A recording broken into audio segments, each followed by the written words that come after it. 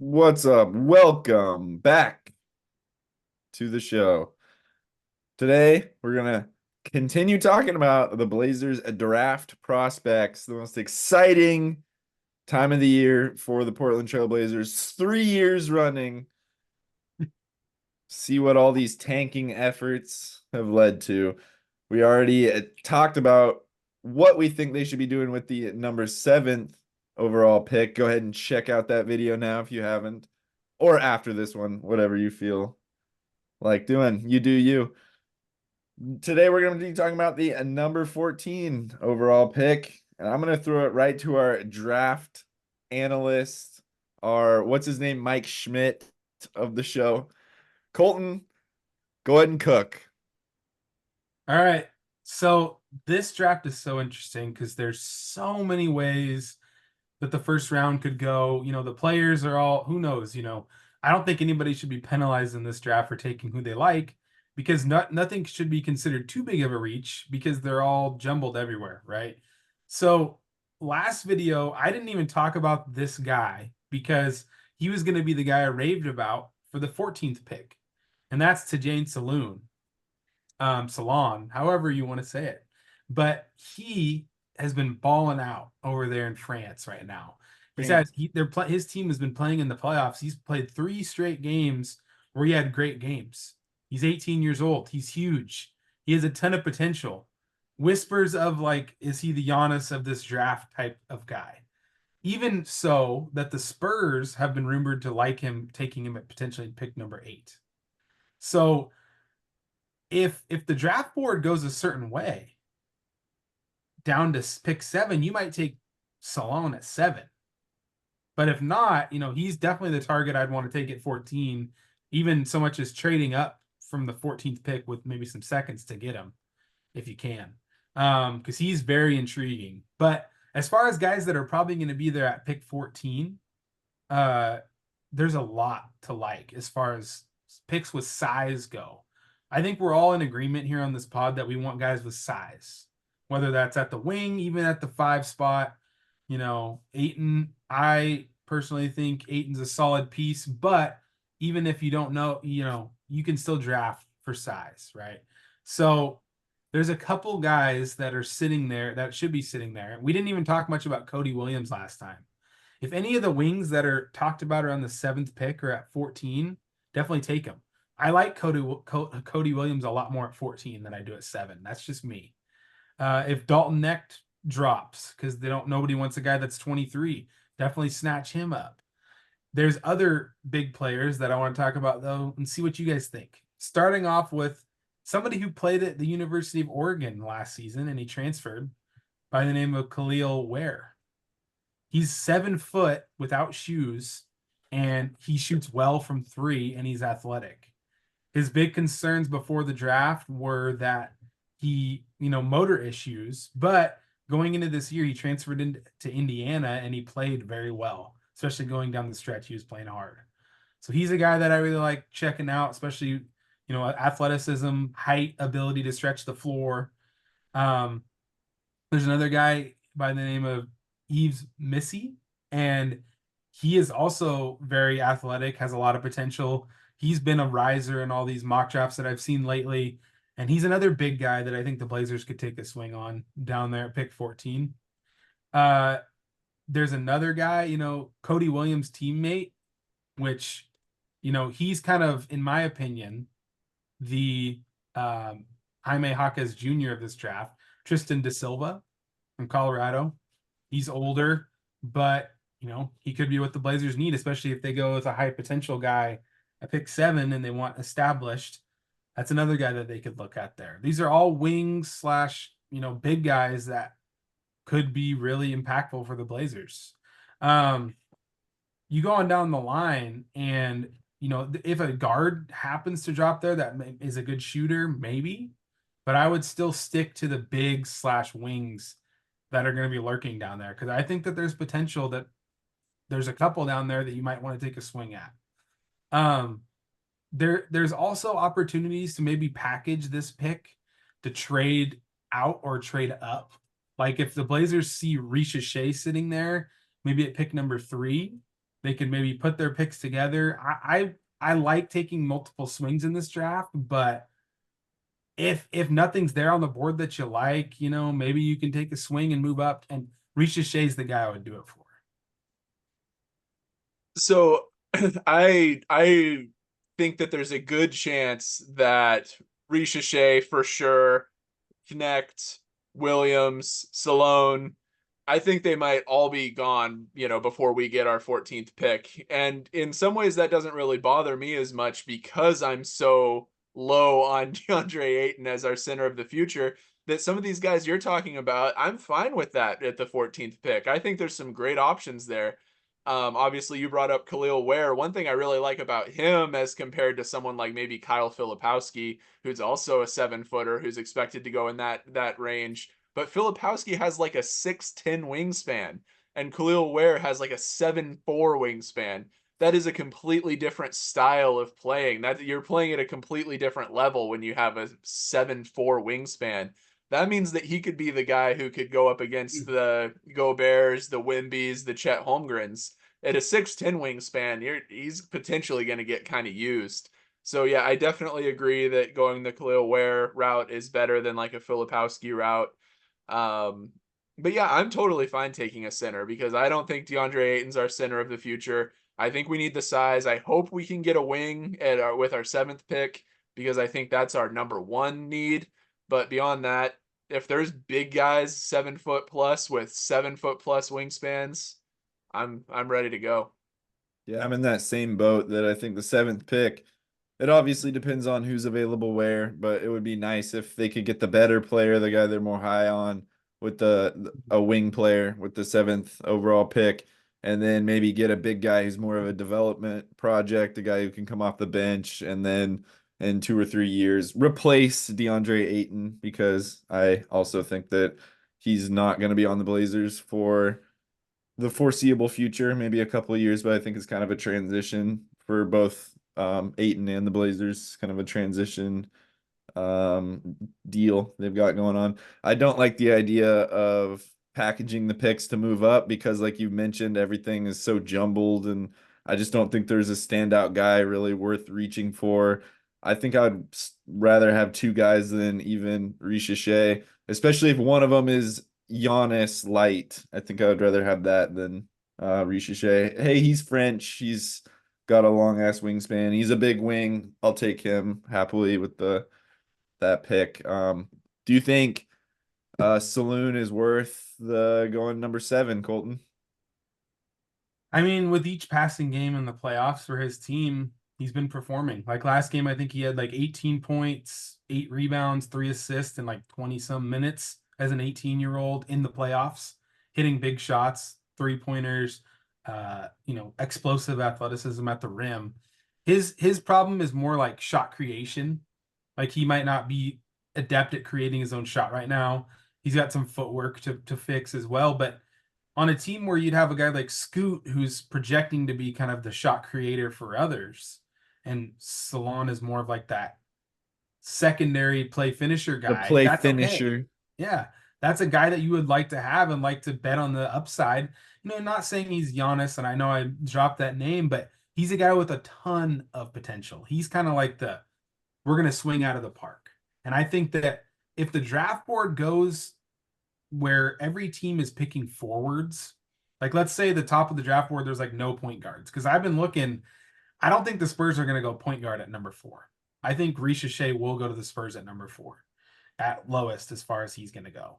And the Rockets might take like a guy like Reed Shepard, or they might trade out. But the rest of the teams, Wizards, they could take Klingon, but they could take a point. Who knows? But if you go down the line from the Spurs on through, from the Spurs to the Blazers, you have Detroit and the Hornets. Forward. Yeah. So Detroit's got Cade and Ivy. They're going to go for a forward, most likely. And then probably a forward that can shoot, or maybe Buzelis has been rumored to go there. And then the Hornets, their Castle, I think, would fit well with them, but Castle just came out and said that he wanted to be a point. He might not work out for teams unless he can, if they have a starting point guard already, which includes the Blazers, by the way. He might What? not. He said he wouldn't work out with a He team. might not. There's rumors that he wants to play point, and if they already Oh, have a that is starting a point in place, terrible. Wow, that's a bad look for him. there's Why? Get out of rumors here, that that's man. I true. We'll know. Save see. your ass. He's like, I have to be a starting point guard as soon as I enter the league. That is He a more like he's bad trying to man. just like steer where he wants to go. I don't think it's a good look either, and we'll see if he does No. that. That's just what's been rumored. We'll see what Okay. happens when workouts come through. Maybe But it's being taken out of context, but if he's saying like he doesn't want to go work out for teams that aren't going to play him immediately at point guard, it's like, come on, dude, you earn your way into that spot with valuable value you create with your minutes. That's not I gonna. just think he doesn't want to go There's to a only place like 30 starting point guard spots in the NBA. yeah. Are Well, are I you think one of he the doesn't want best to go 30 to point like guards the in the Hornets. world? I don't think he wants to go to the Hornets or the Blazers. That's a Um, but we'll bad see. look. I don't like that. We'll see what happens. But my point is, if all the forwards go off the board and you're sitting there and Ron Holland, let's say, goes to the Hornets and every team except for one has picked a forward, and you got Salon just sitting there, yes, I would take him at 7, 100% at this point. He's proven it to me. I'd prefer like kind of, over Cody Williams, I would. Over the God, I'm blanking on his name, the Yukon big guy. Over Klingon, yes. 100% I'd take a forward there over Klingon. I think Klingon would fit well in Washington. Kind of thinking they might go that route, but they might not. Who knows? With Washington, they can take any position. I think they really need a guard or a center. I know that's just need, but if they are filling their So where do you position, put him in the ranking of forwards? Let's say like Holland, Buzelis, Saloon, those there's sorts of. so many of them. That's why it's interesting. I think I would rank the forwards. If Shea somehow drops, he would be the best spot for the Blazers. He's not gonna. He just had a big game in the playoffs. I think the Spurs are gonna take him if he's there. I think he's number one, and then I think from there down, you've got probably Buzelis next, just because of the things he can bring. You would Uh, take him number two? Intangibles. Buzelis, yeah, number two. Like if I had the order. Ron Holland actually has moved way up on my list, and he is fighting with Salon for that spot at number 3, just Okay. because he's explosive and he measured out big. And shooting is the one thing you can learn. He plays really hard. He plays good on the defensive end, like plays hard on the defensive end. And then Salon's right there, like I said, young, super intriguing, got the body. He's huge. He keeps growing. He's the wing that, you hope that just adds a skill or two and he's going to look like a great player. And then Cody Williams is kind of last on that And list Necht. because, yeah, Necht is right there. He's probably like actually ahead of Cody Williams, honestly. I'm just pretty low on Cody Williams myself.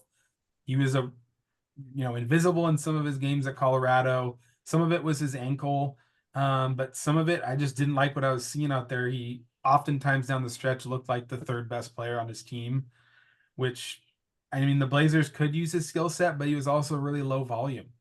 He shot 40% from 3 on like barely 2 attempts a game.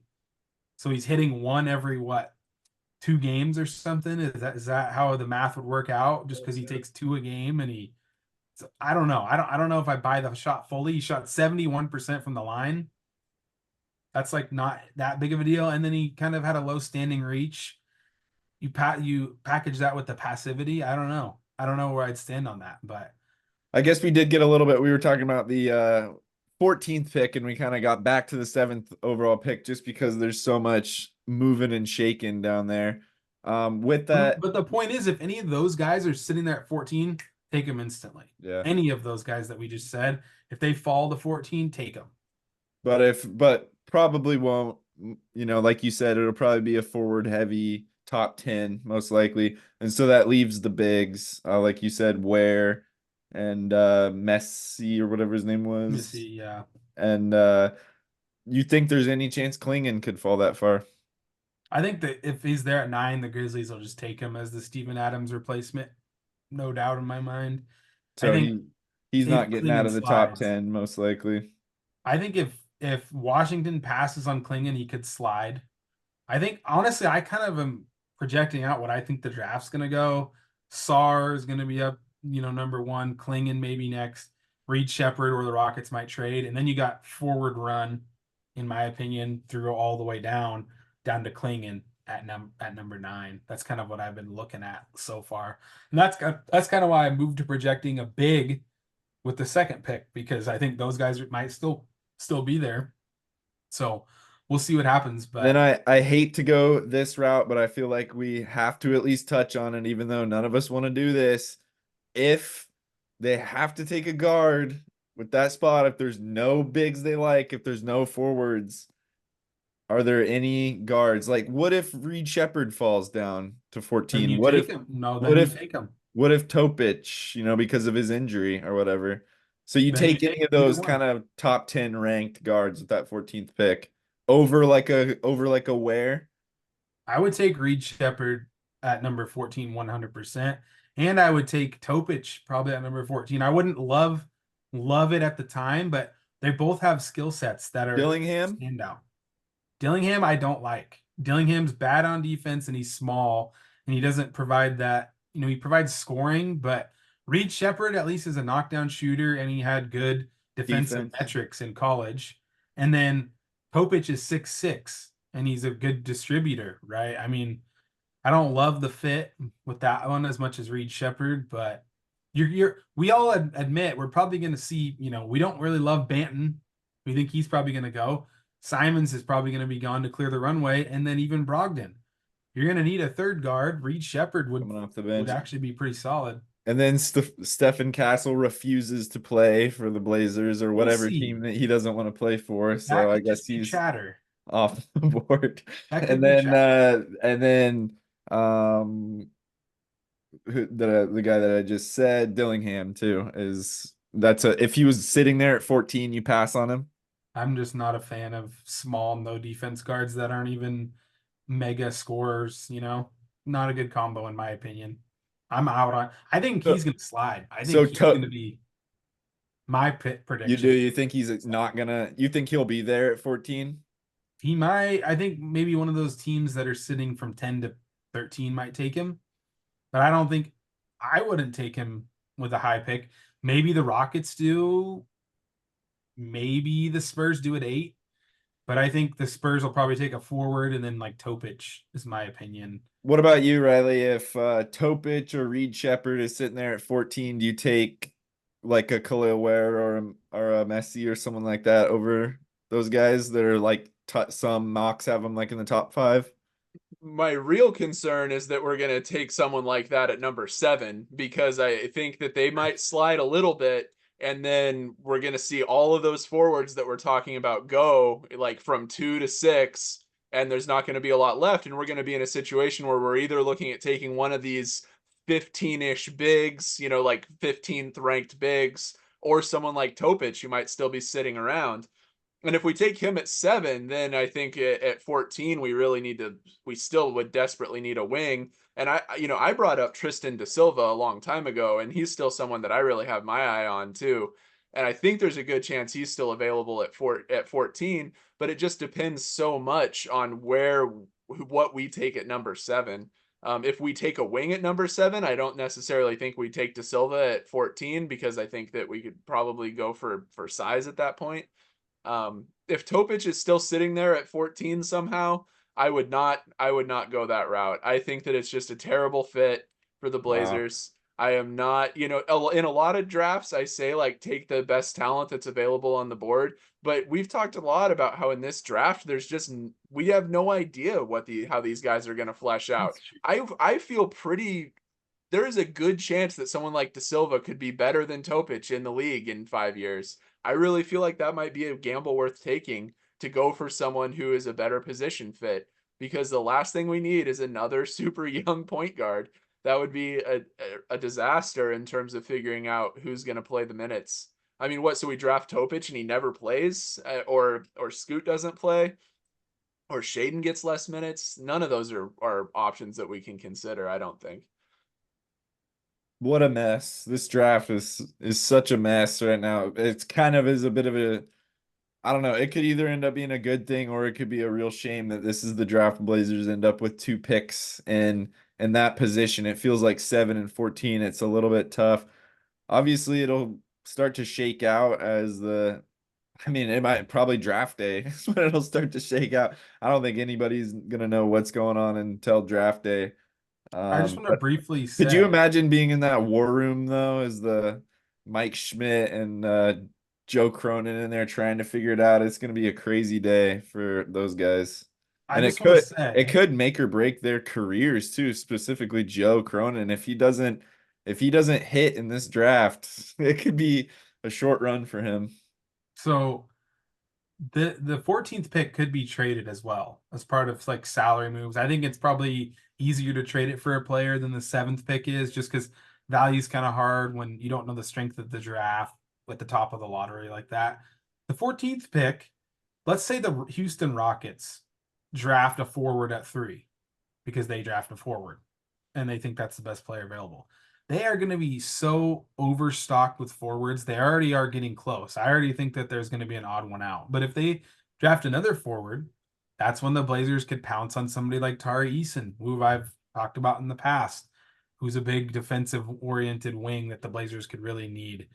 I know that Tumani Kamara is out there as well on the Blazers, but that's kind of talent grab you could make with that 14th pick. And I think the trade market is going to be very interesting on the draft night as well, because teams might just want established talent over this draft because it's a question mark. So there could be things on the move. There could be the 14th pick could be on the move, especially the Blazers don't have a lot of roster spots right now. They can clear some out pretty easily, I think, but they're also kind of close to that salary cap, which some of the players are going to be on the move too. So it has to be a busy summer for Joe. Joe has to start making Yeah. some moves, and it has to be more towards youth. Yeah. I think everybody knows that. And I've kind of been on his side up to this point with the moves he's made, with the foresight he's made.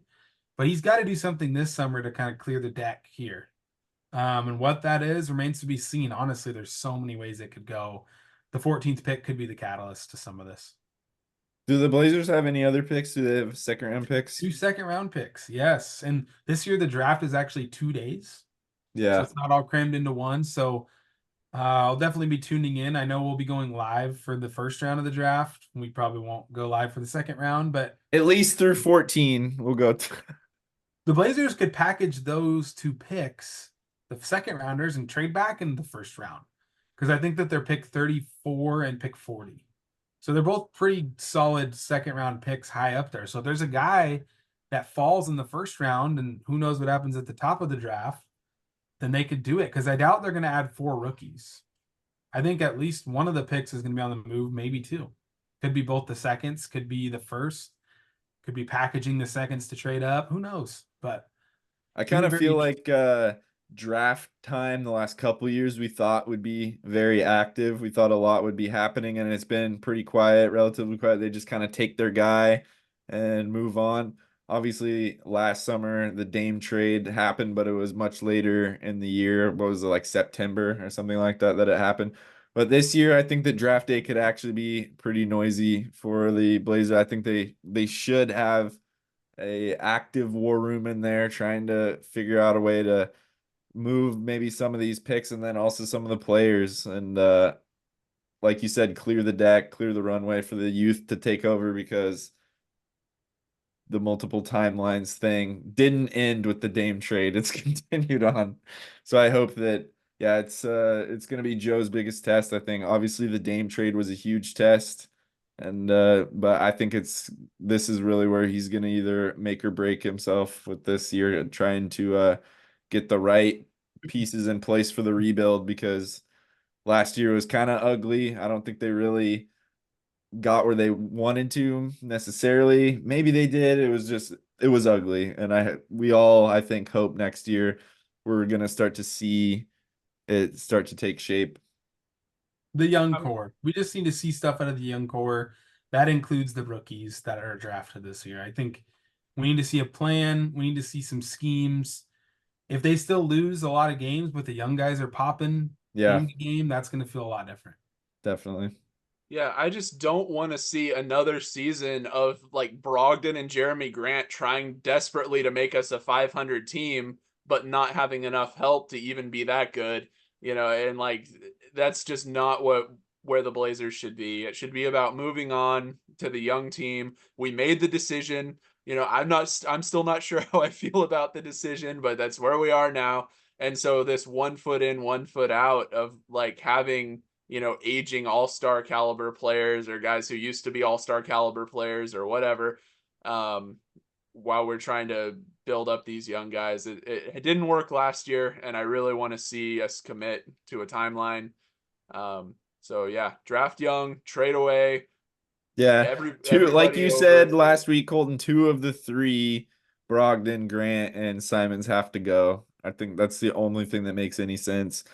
And hopefully they'll be able to get some good, some picks back for that and continue to build for the future. Be that next young Thunder team. That's what you want. All right, guys. Thanks for watching. We'll see you next time. Bye-bye. Bye.